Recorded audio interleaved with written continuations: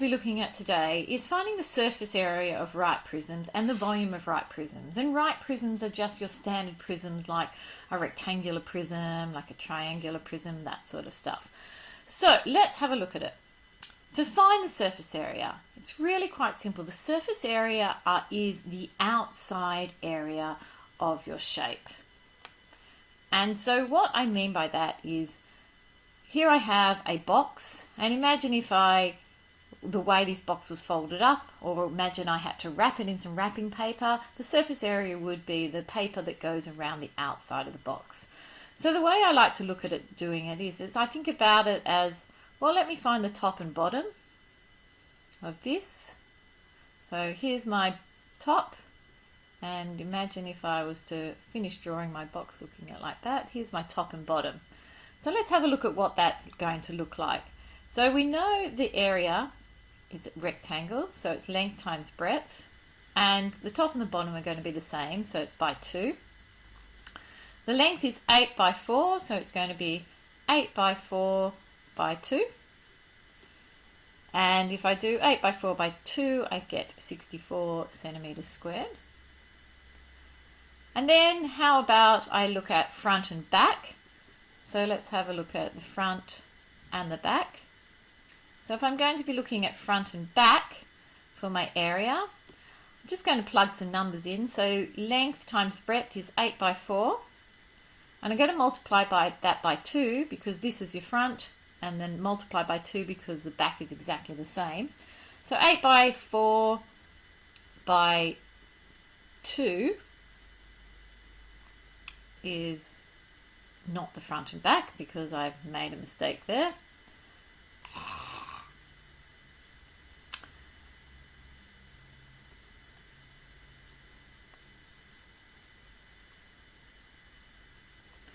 So when I'm looking at my front and back, I'm going to do 8 by 2, because this is my front one here, 8 by 2 by 2.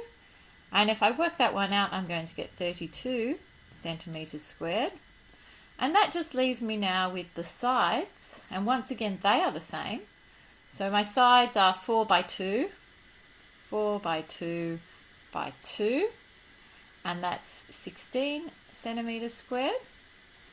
So the total surface area, and I can use my abbreviations, is going to be 64, 16 and 32, which gives me an answer of 112 centimeters squared. So surface area can be a little bit tedious, but it really makes sense if you think about what is going on, finding those shapes. So let's have a look at this next one. Find the surface area of this triangular prism. So surface area equals, now we could possibly try and do it all in one step if you wanted to. I've got a triangle front and back. The surface area of a triangle, the area of a triangle is a half times the base, which in this case is 10, times 24, because that is where our two lines meet at right angles. So I know in my triangle that they're the correct numbers. And I'm going to multiply that by 2 because we've got a front and a back. So those two have gone. And can you see I've got this base here, 16 by 26. It doesn't have any other one that goes with it, so let's do that. 16 by 26, that's my base.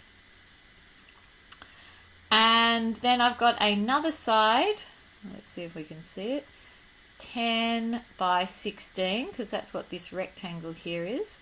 So I'm going to do 10 by 16.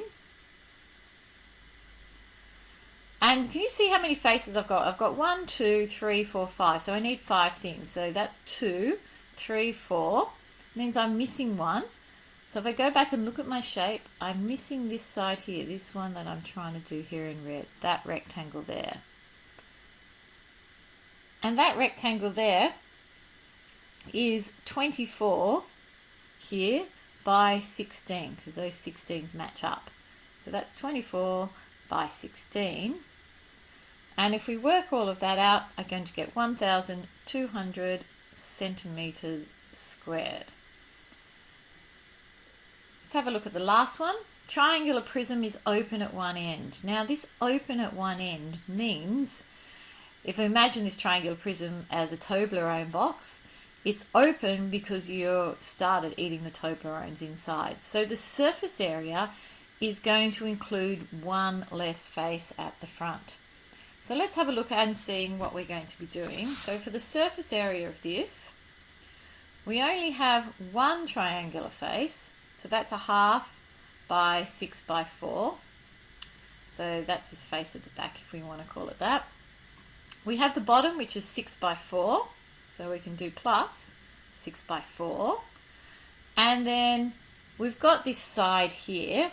And just to make our life difficult, we don't really have enough information because we need to know what this height here is. And we don't have anything on here that tells us.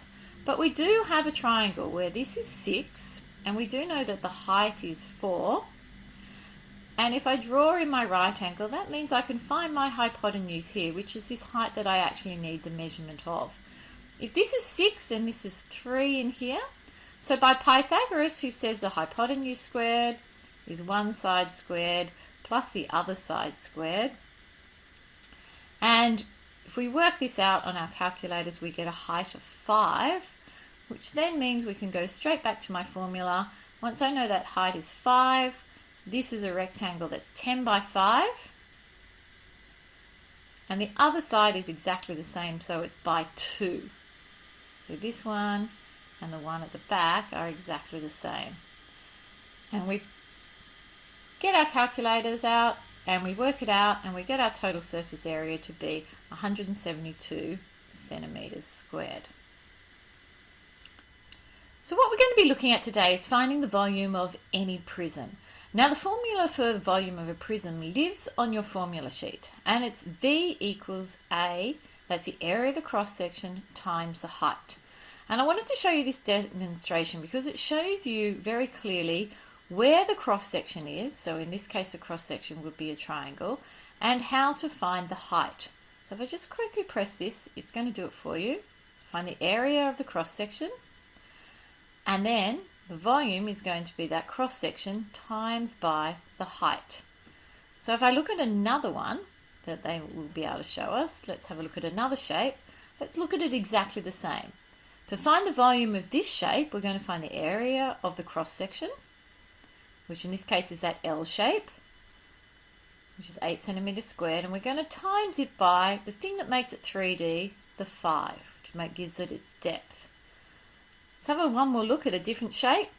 Here we go, we've got another shape and we need to find the volume of this one. So let's have a look at it. They turn it around so we've got our cross section and then we multiply it by the thing that makes it 3D, which in this case is the 2.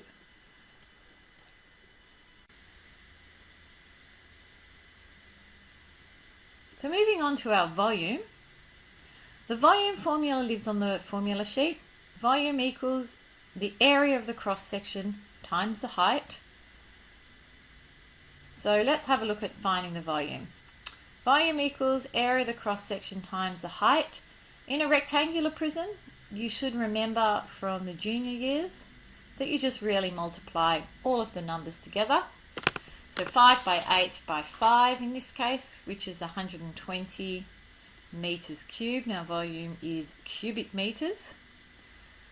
Find the volume of this shape. Well, have a look at the front shape because volume is the area of the cross section or the area of the front times the height. Here is my cross section. What I need to do is work out what shape this is. It's a trapezium. Here are my two parallel sides. So the area of a trapezium is h on 2. So my height is 8. 8 on 2, and A and B are 4 and 10. And we're going to multiply that by my height, and my height is not this height here. It's the height is what makes this shape look three-dimensional, and in this case it's 25. We substitute that in, and what we end up with is 1,400 centimetres cubed. Now you could have done this in 2 steps.